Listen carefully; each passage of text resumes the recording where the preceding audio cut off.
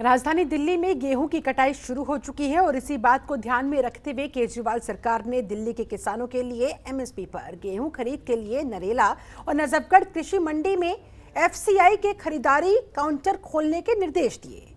MSP के आधार पर गेहूं की खरीद को लेकर दिल्ली सचिवालय में एफसीआई, कृषि विभाग और मंडी तथा अन्य संबंधित विभाग के अधिकारियों के साथ उच्च स्तरीय संयुक्त बैठक भी आयोजित की गई। देखिए, किसानों की आय बढ़ाने के मिशन पर केजरीवाल सरकार। क्रय केंद्रों पर एमएसपी पर होगी गेहूं की खरीदारी। क्रय केंद्रों पर रजिस्ट्रेशन और कागजों का होगा सत्यापन। कूपन के आधार पर एफसीआई को गेहूं बेच सकेंगे किसान।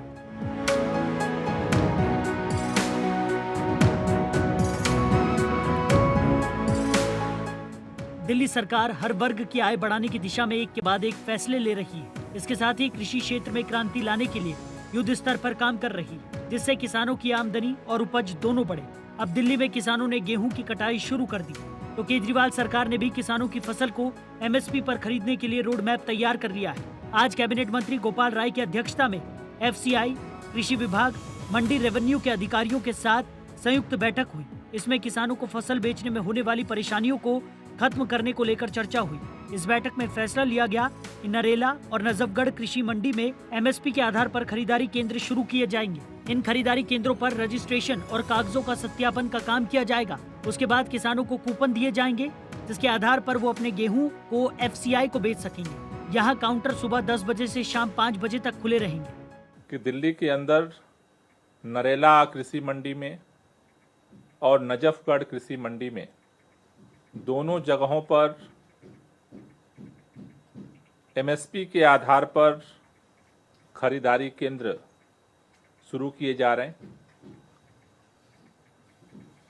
ये जो खरीदारी केंद्र हैं, इन दोनों जगहों पर रजिस्ट्रेशन और उनके कागजों के वेरिफिकेशन का काम किया जाएगा। उसके बाद उनको एक कूपन जारी कर दिया जाएगा, जिससे कि एलाटेड समय पर वो ला करके अपना गेहूं जो है वो एफसीआई को दे सकें। ये जो काउंटर हैं, ये सुबह 10 बजे से शाम के 5 बजे तक खुले रहेंगे। गांव के विकास के लिए दिल्ली सरकार ने ग्रामीण विकास बोर्ड का गठन किया है। इस बोर्ड का कार्य गांव का विकास करना है। गोपाल राय ने कहा कि गांव के विकास के लिए 200 करोड़ का बजट इस बार फाइनेंशियल सत्र के लिए निर्धारित किया गया है। इस बार गांव के विकास के लिए 200 करोड़ रुपए का बजट इस बार के फाइनेंशियल सत्र के लिए सरकार ने जो है वो निर्धारित किया है। उसको लेकर के कैसे कामों को स्पीड अप किया जाए, उसको लेकर के आज हमने अधिकारियों के साथ एक स्पेशल प्लान बनाया है। अभी तक जो है पिछले जो लास्ट मीटिंग बोर्ड की हुई थी, उसमें लगभग 826 अलग अलग प्रोजेक्ट के बोर्ड ने मंजूरी दी हुई है।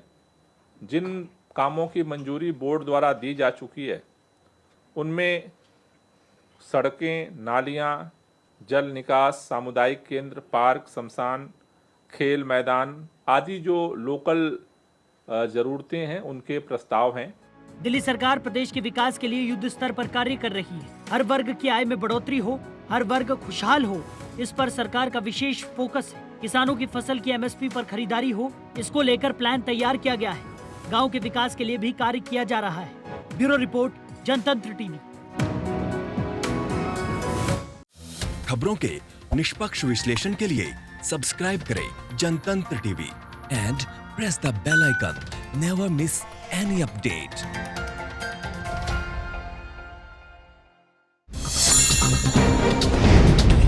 डाउनलोड कीजिए जनतंत्र टीवी ऐप को, जो कि अवेलेबल है गूगल प्ले और ऐप स्टोर पर।